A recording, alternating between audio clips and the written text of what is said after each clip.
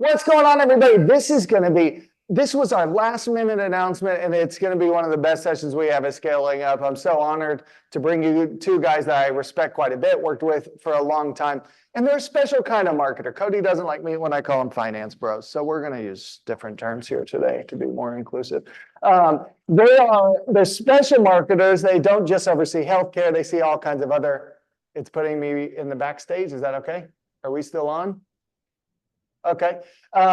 They don't just oversee healthcare portfolios, although Shore and Summit have quite a bit of healthcare services. They oversee lots of other stuff. So it's cool. They see the innovation in other industries and they're able to bring that in to healthcare.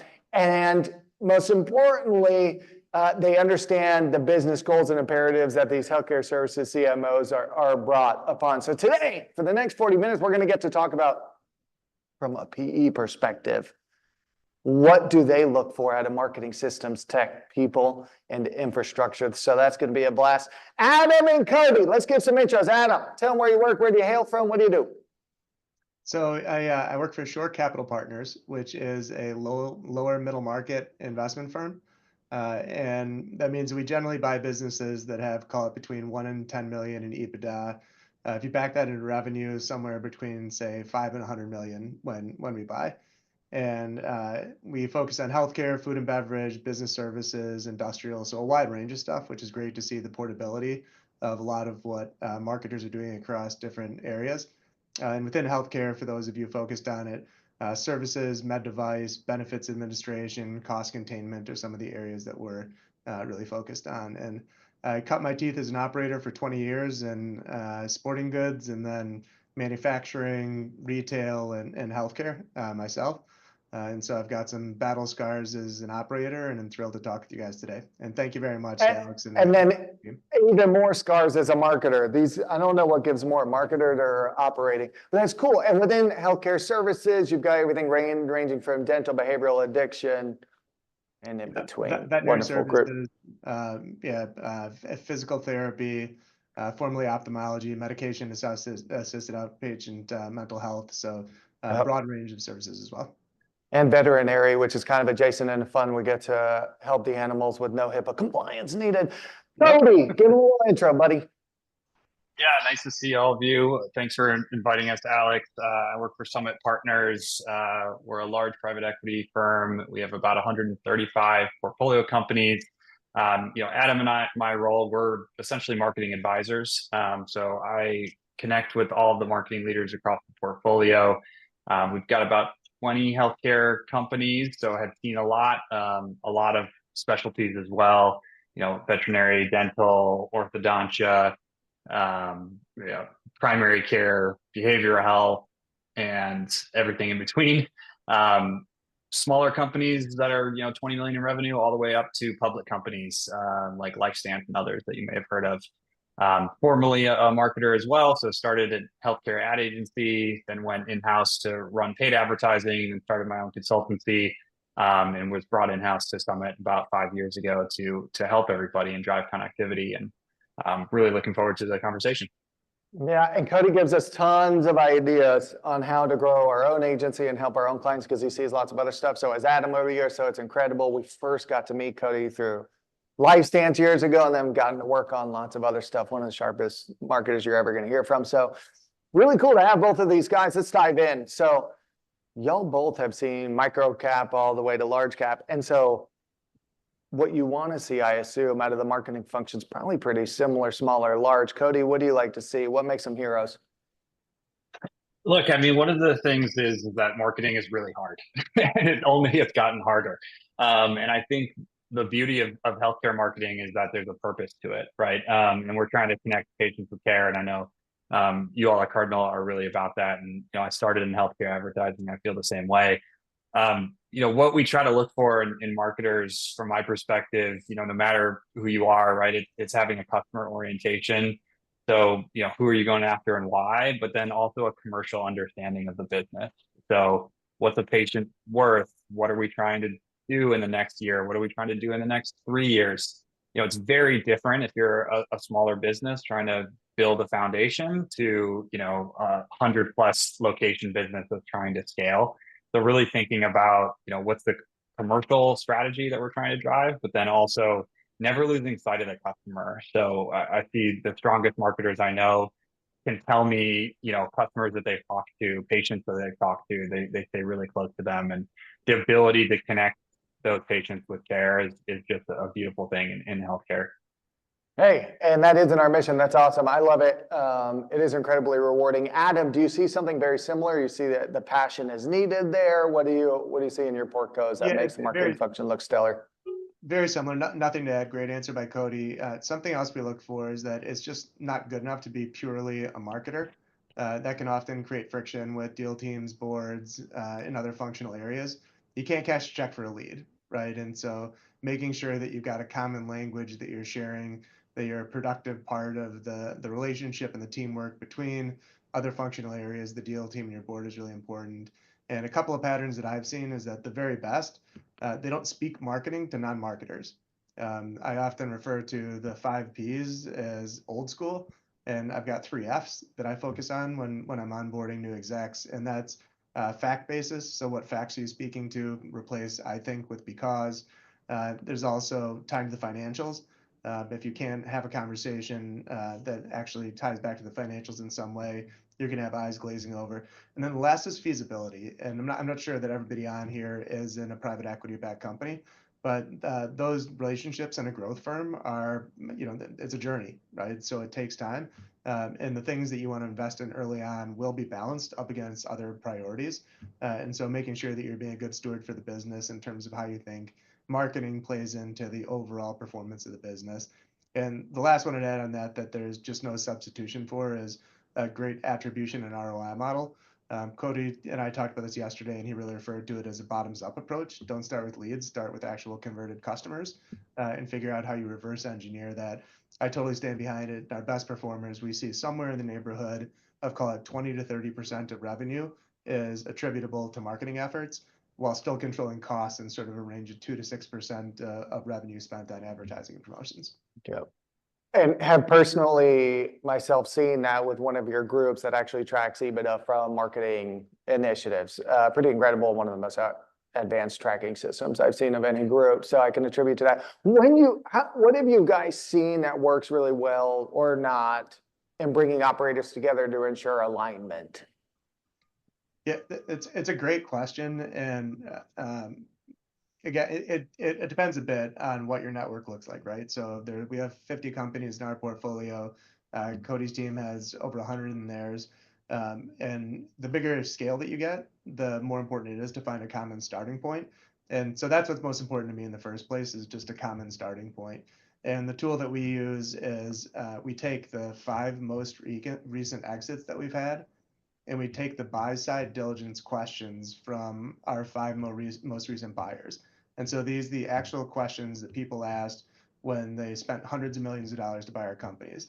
And then we say, you know what, here's the final exam. So Alex, Cody, and Adam can disagree on strategy, philosophy, whatever else, but this is the final exam. This is how you're going to interview for your next job and also command a premium on what you're working on.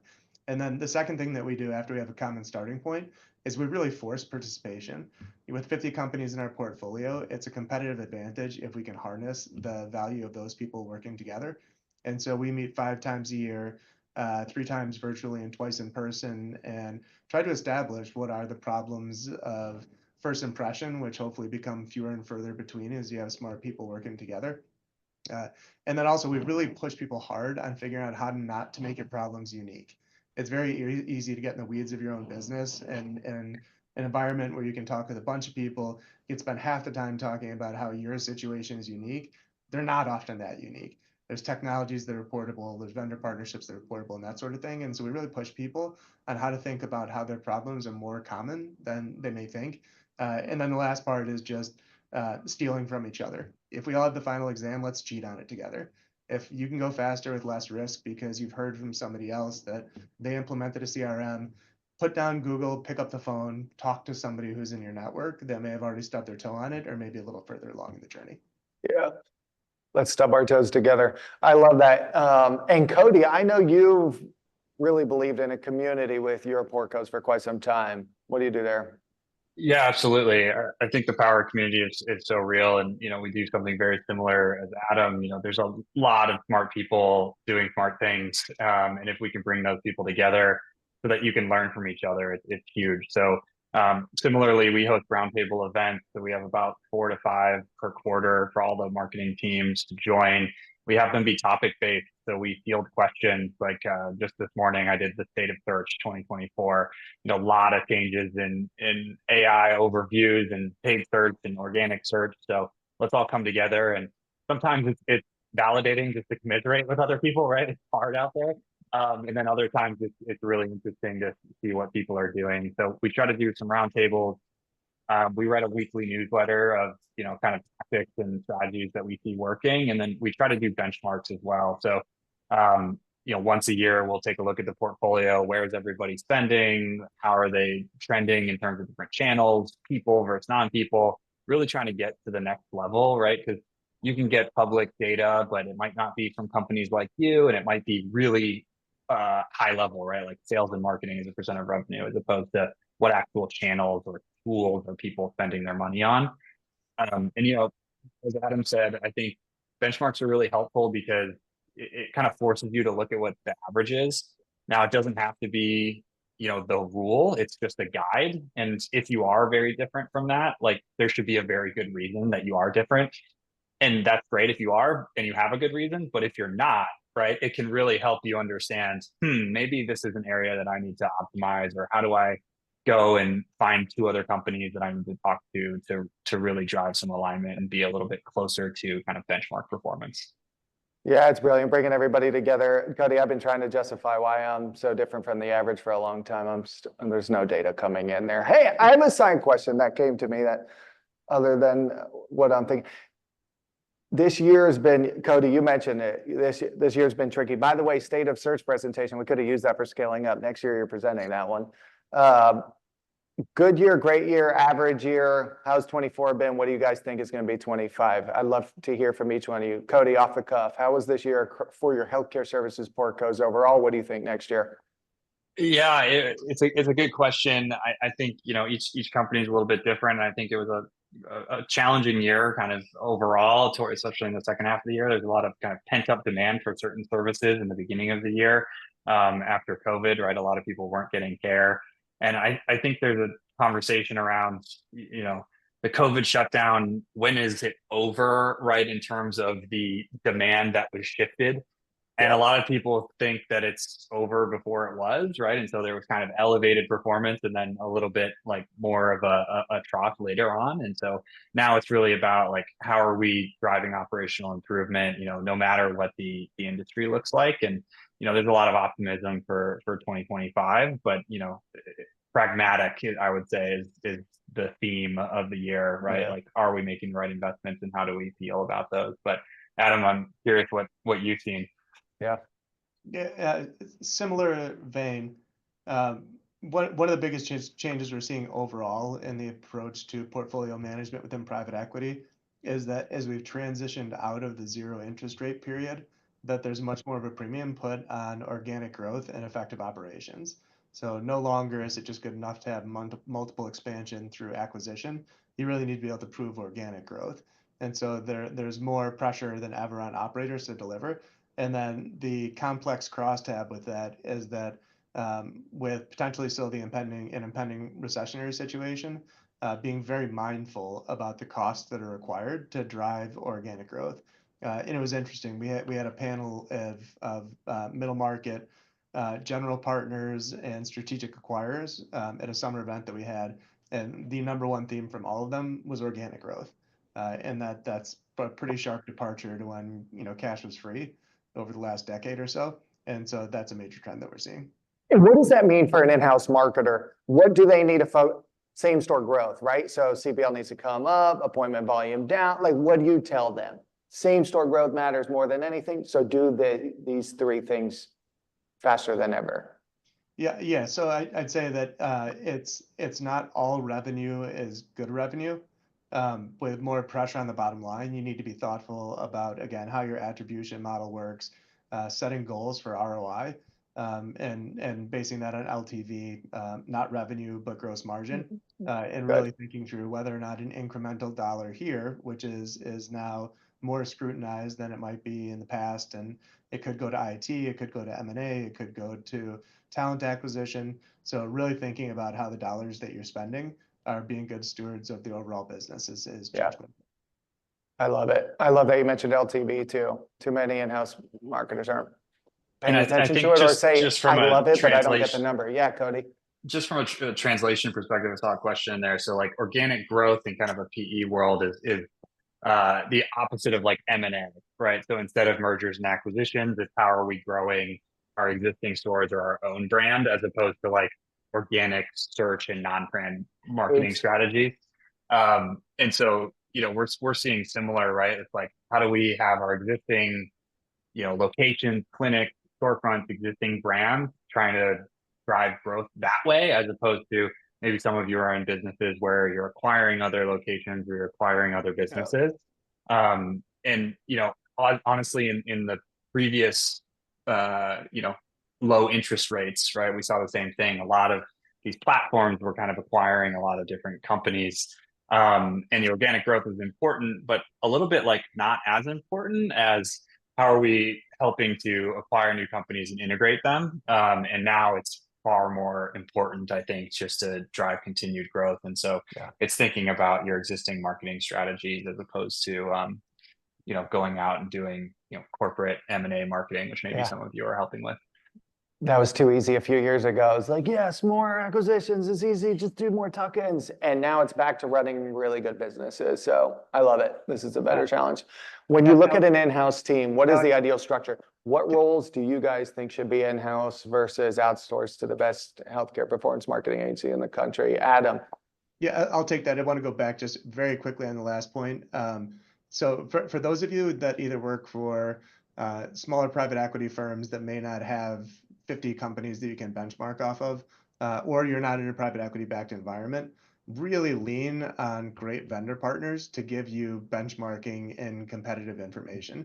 And so Cardinal's a great example of, like, look, we're not sure if our LTV is exactly where it's supposed to be, but how does this compare? What do our lead costs look like? What do our conversion rates look like on phone calls or look like on form fills and things like that? So you use them as a data source. They can be awesome. And again, whether that's your agency partner or potentially vendors in your supply chain, really think about the options you have to better inform your fact basis. I love it. Thank you for the shout out. I did not pay for that. Adam, in-house role. What do you think needs to be in-house versus outsourced for the marketing function? There's like an art and a science to this, but the first for me is the art is I always push to insource brain power and outsource horsepower.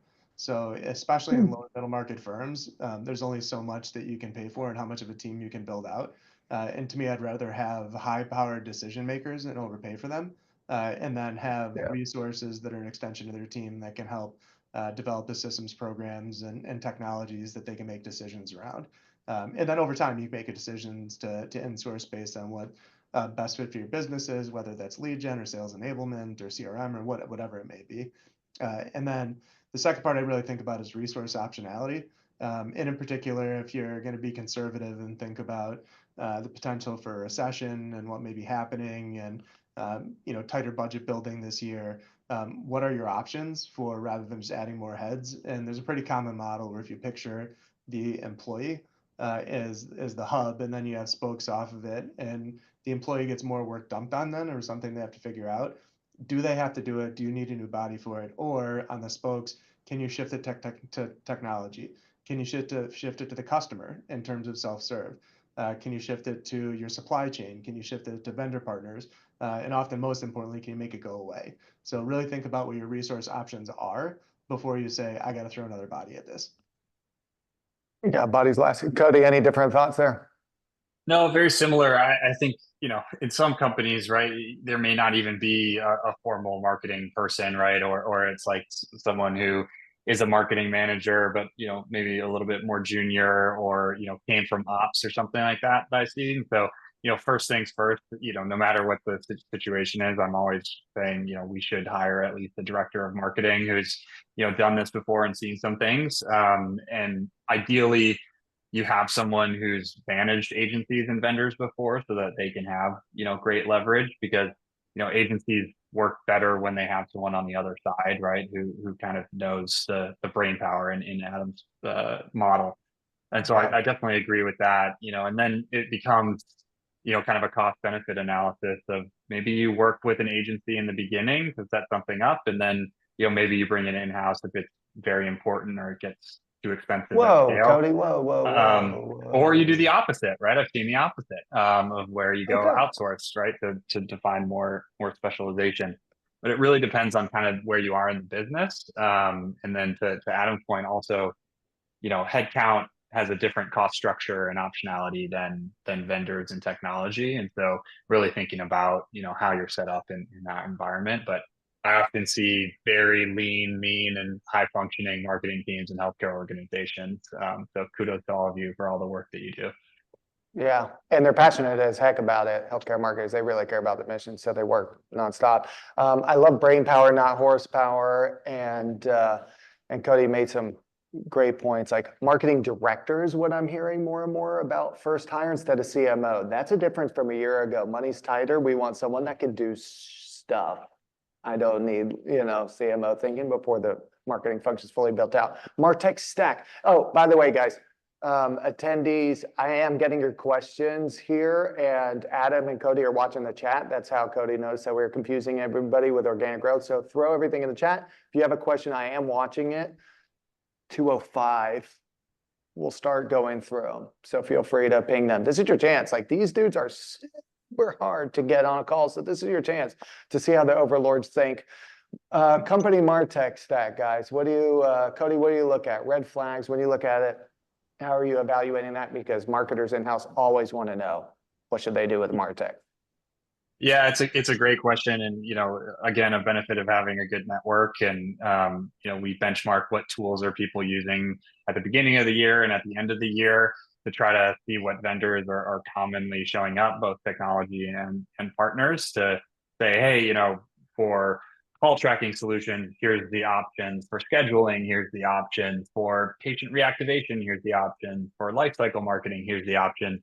Um, and if you have two or three of some of our companies using them, like it's a good bet that they're probably a great partner, and then try to reach out and have a good conversation with them. But at the high level too, we look at kind of percent of the marketing budget spent on technology, which has been increasing. It's about 5% on average, including people, so people and programs in our portfolio, which has been increasing.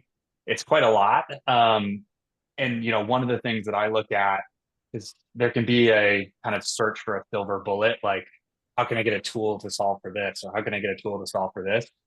And what I see is there's often like underutilization of existing tools, and it's like, wait, what tools do we already have, and are we using those to the maximum? And sometimes it's because there's just not enough time for someone to like understand everything that the tools do, and maybe there's a technology organization that's separate and it's bifurcated. And so even just taking the time to kind of inventory, like what are all the things that our tools can do? I've seen a lot of times you can get rid of some because there's a lot of overlap, or you can just get more out of your existing tech. Like I would say first look there before looking to add additional technology, just to make sure that you're, maximizing what you're already paying for. Stay scrappy, guys. That's what Cody's trying to say. Like, oftentimes the technology is not the silver bullet. It's how it's utilized, and you can get rid of a lot of stuff. Adam, red flags, when you look through what they're currently using, like what's something that jumps out and say, whoa. Yeah, overextending early on. We've all experienced it that like up until very recently, having marketing systems connect to EHRs and EMRs and provider businesses, it's like searching for Bigfoot. And so that can be a red herring, and then you end up with multiple vendors that each have a core product that they offer, whether that's reputation management or SEO, or it might be customer engagement. And these things all end up being a Venn diagram that they overlap. And to Cody's point, like you end up having either suboptimal solutions in some point, or your stack becomes even more complicated to be able to connect for reporting purposes and that sort of thing. And so there's also a part of it where everything doesn't need to be perfect, especially in the lower middle market. Like you've got time to improve. And there are certain problems that effectively are middle market problems. You've got time to sort it out. There's other levers that we can pull. And so I think, it's often to me a strong sign when a marketer can pinch their nose and look the other way and use kind of a B-level feature within a pretty good platform, but connects better than having the A-level feature that then we're going to be underutilizing part of that just to continue to bolt onto it. And so I think recognizing what are the things that are really going to make the most difference, and then where it is that it's going to simplify your life and your life communicating about things to the rest of the people on your team, and being thoughtful about it that way.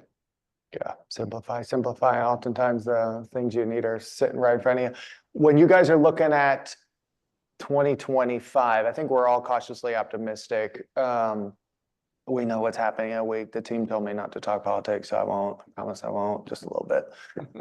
When you guys are looking at 25, what are you guys telling your portcos? Hey, pay attention to this, or we see healthcare services being purchased this way, that way, whatever you're thinking. Cody, what do you tell them to look out for? I think the name of the game for 2025 is, and honestly, like December is scenario planning, right? So like think about your if then scenarios, right? And your kind of tripwires, right? And so, the time to change your plan is usually worst when you have to change your plan because you're stressed. And so if you can do some preliminary thinking ahead of time around, hey, what if Q4 goes better than we think? What would we be investing in more? What if it goes worse than we think? What would be the areas that we might trim or need to refocus on? Or if it goes, exactly to plan, great, like that's what you planned for already. So at least having three scenarios, like above expectation, and below expectations, and kind of what those key areas are. You might have 5 plans, right, where there's way above expectations and way below expectations, but just not getting caught flat-footed in terms of how you're thinking about it. I think, looking ahead to, 2025, just break it up into quarters, right? And think about it at a quarterly level. If you're a much bigger organization with a lot of volume, you might need to look at it monthly. Some of our companies look at it weekly or even daily, but they have massive, right, volumes and massive numbers of spend, which is very different, depending on kind of the volume and size of your business. Put you on the spot. What marketing strategy do you see being more necessary to acquire patients next year than has been in the past? Ooh, it's a great question. I'm seeing a lot more kind of full funnel strategies and top of funnel strategies, and specifically like targeting patients, not just at the bottom of funnel being search, right? A lot of our companies are thinking about how do I drive more top of funnel? Again, that's more scaled organizations, right? Because they've kind of saturated the bottom. So that's what I'm seeing in my world. Yeah. Obviously, there's a lot to do with paid search and SEO, but there's a lot of changes going on in the search world. And if you're over indexed or only focused there and you don't have other kind of growth ideas or marketing strategies, you could be caught a little flat footed. Yeah, and that applies to even your low acuity portco. So that's not an excuse. We're not cardiology. We don't need upper funnel awareness. And it goes to what Adam was saying earlier. You have to be able to measure, because it's harder to measure the upper funnel stuff. But Cody, you have some cool ways. I know you've done it with some portcos. Adam, what are you advising your portcos to look at in 25? The first, and again, we're in budget season right now, so it's kind of perfect time for it. But we may be a touch more conservative on approach than Summit, but we're really saying what are the recession triggers, right? So if you see 10% decline in demand, what decisions are you going to make? And is that reducing spend? Is it eliminating channels? Is it reduction in staff? I mean, what are the tough choices you're going to have to make so that you're not trying to make those ahead of time, and then you've got a plan going into it. And then if it goes to 20% reduction in demand or volume, then what do you do?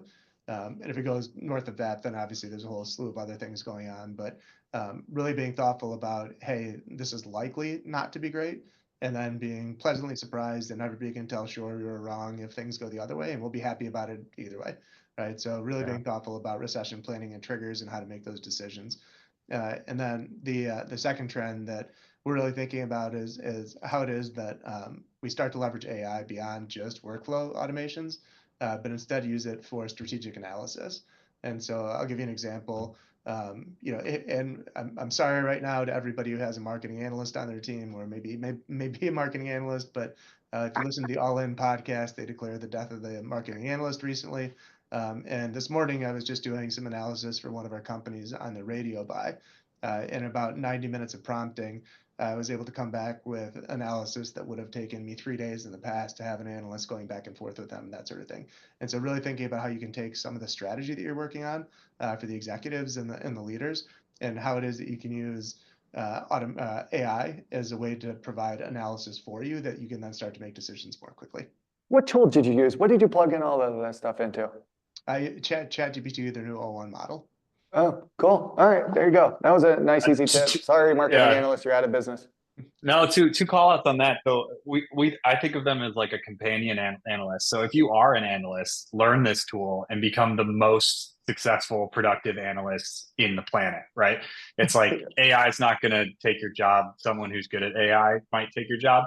That's like the risk factor, but also the upside. And so we see the same thing, Adam. Like it's amazing how good AI can be as like a companion analyst. And so, but it takes time, right?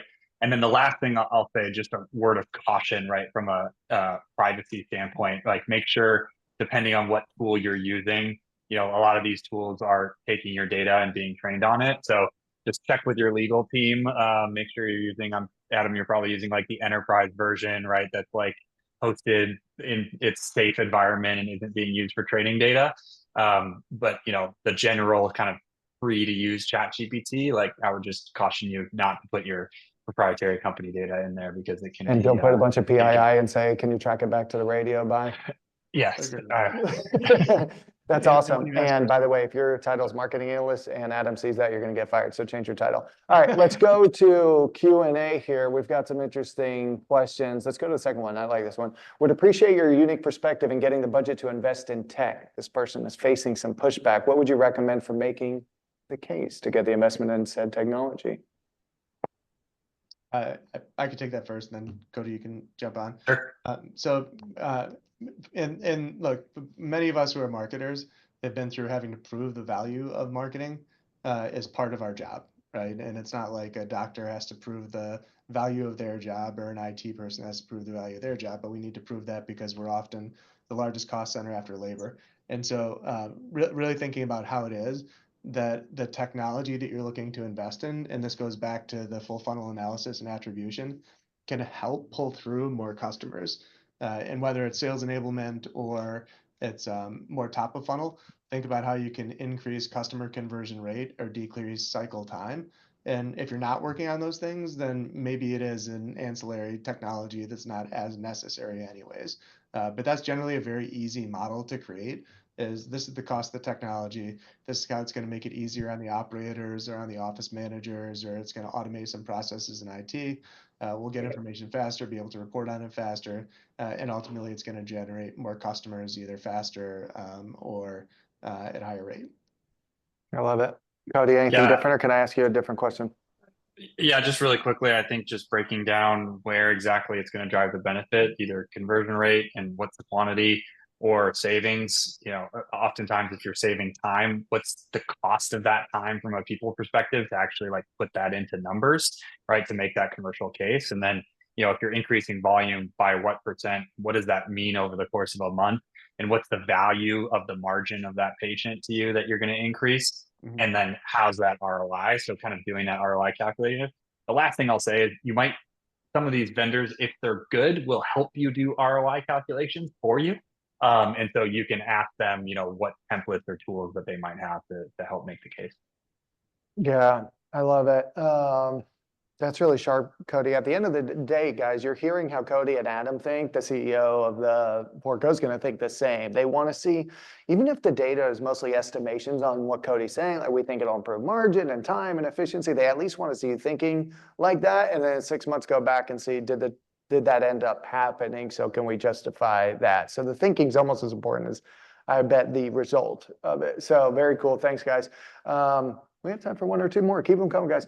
Whoever wants to take this. In your opinion, should marketing and sales be the same structure, pros and cons of having them together or separate? What have you guys seen work really well, in my own opinion? Come again? What was the question? Marketing and sales, should they be grouped together? I guess what this question is asking is, should it roll up to the same person? Or should sales and marketing liaison, I guess, and marketing acquisition be separate? It's a really good question. I think it really depends more on the people than it does the exact structure. Okay. I've seen a head of marketing partner with a head of sales really well, as long as they have a good partnership. I've also seen, a chief growth officer who manages both marketing and sales, who's got a great point of view. I think depending on where you are in the organization, you might be thinking, how do I be the most effective? And so a lot of times if you have a chief commercial officer who maybe comes from sales, maybe they don't know as much about marketing. And so it's an educational perspective, and vice versa. How are you helping them to have a more, full perspective on kind of how to go to market? But I've At seen the it end work of- both ways. At the end of the day, someone needs to know marketing, patient acquisition in that organization. Who it rolls up to, I guess it depends on the people. Like you said, Adam, anything different? When can I roll? Yeah. Just in the absence of having somebody who is a senior level marketer. So again, using the director of market example that Cody gave, they may not have C-suite experience. And so sometimes you can see a healthy tension when marketing lives in a different functional area than sales. So whether it rolls up under finance or rolls up under operations, it can just create a healthy tension and accountability between the departments, so that it's not, sales just saying, well, we don't have enough leads. We don't have enough leads. We don't have enough leads. And there can be somebody else saying, well, we're either spending too much on them, or we're not converting enough of them, or we have issues with onboarding or customer success models and things like that. So, if you've got somebody great to run it, great. And they've got that experience, but otherwise it can create healthy tension when it's in another part of the organization. I love it. I will say, just At on the the end- sales versus marketing, like, become best friends with finance. They are the best referee. The marketers that I've seen who can speak CFO and can have a good relationship with the CFO, one, you'll know a lot more about the business, but two, they will know a lot more about what you're doing, and you can make better decisions together, and also have a healthy conversation with sales as well. Cody, does the marketer need to have an MBA to be able to go sit down with a CFO? No, I don't have an MBA, and I talk to CFOs all the time. Me neither. Y'all don't? All right, I'm in good company. I thought I was the only simpleton here. All right, good. I got another question. Cody, the 5% on MarTech seems like a huge investment. I only got 3 minutes, but this kind of rolls into or technology overall, I guess what you're saying. I got one more question. How do you all view businesses that are more consumer oriented, like dental, versus those that are perceived as requiring a physician order for service or referral? Do you have a different expectation of marketing spend and contribution? We can reword that, guys, to say, what do y'all recommend they spend on marketing if they're low acuity versus referral based? Just the short answer is yes, there would be differences. If you're a more consumer oriented business with marketing is driving a higher velocity of your spend, right? You might spend more on marketing than if you have more of a physician led or HCP or sales or channel driven model. You might spend less on a percent of marketing. And often it's because there's different investments, as Adam mentioned, right, into sales or operations or other areas of the business. So that's the other kind of challenge with benchmarks, right? Just knowing what's the underlying company mix, and does this align with my kind of go-to-market model, versus looking elsewhere. And the challenge is a lot of the public companies that might have public benchmarks may be very different companies than you. And what you can spend in that environment where you're trying to maximize profits often can be quite different than if you're a hyper de novo growth model, right? And you're trying to ramp these new businesses and you're trying to invest in them, right, to drive growth. You might be willing to spend more because you're a growth model. I love it. Adam, anything? Just beware of Yeah, red herrings. Often tracking other channels than say digital, where you've got direct attribution, you end up with a blended customer acquisition cost, and it can overstate ROI. So you're just saying all of our expenses on sales heads and their expenses is leading to all customers that aren't attributed to marketing, and that can create a false sense. And so unless you've got really good systems in place and a CRM for understanding how reps are developing their referral network, what it looks like for acquiring, what it looks like for retention, share a wallet, they've got referral sources. It can be a bit of a red herring, but I fundamentally believe that they should both be part of the pie chart. And whether it's ortho is going to be 50% referral and PT is going to be 85% referral, like there's going to be variations in it. But trying to at least come up with something that keeps you honest and not just assuming that the referral piece is more capable than it is, to say, okay, if we're going to invest another 500K in this next year, does it scale linearly in terms of what we're going to get for it? Or do we see better incrementality and literal scaling it on something that's more direct response? Yeah. Yeah, that's crazy. As expected, guys, you guys got way more intelligent. I was going to say, is it like 2, 3, 5%? You guys got to learn how to think through the problem, which is way more important. I love the term red herring. I think I'm going to use that 82 times. Hey, guys, be careful. That could be a red herring. Don't look that way. This was fun. You know, Cody, this is a touching moment for me. I didn't tell you, but you were the first live stream we ever did. And it was years and years ago when we finally planted the flag in healthcare. And here we are, hosting Healthcare Performance 8 Marketing Summit, and you're here. We've done more business with Summit and Shore than I could imagine with anybody. So just thankful for both of you. This has been a really cool partnership. Our teams have learned a ton from both of you, so I really appreciate it. Attendees, they're going to kick me out. They're already kicking me out. There's Erica from Transformation. Good to see you. She's a big Adam fan, of course. Guys, Adam and Cody are both extremely giving. They run communities. They help a ton. They post on LinkedIn. So go to LinkedIn, find them. They've always answered my questions when I have any questions. So go find them on LinkedIn. This is not the end of this or their information sharing. Adam, Cody, thank you so much, guys. Thank you. This is Thank awesome. you. If you do reach out on LinkedIn, please put in the DM that you attended the summit, that you attended Scaling Up. It'll just I'll go straight to it and respond to you. So thank you all. LinkedIn, too much scammers and spammers lately, man. It's crushing me. Agreed. And they even have 2 inboxes now, focused another. It's like, shit. It's becoming like another email. So anyways, y'all heard the trick of how to get to somebody. So there you go. All right, guys, thank you so much. Off to the next one. This was one of my favorites, as I expected. Thank you. Thanks, everybody. Thanks Bye. very much, Alex, for having See us. y'all.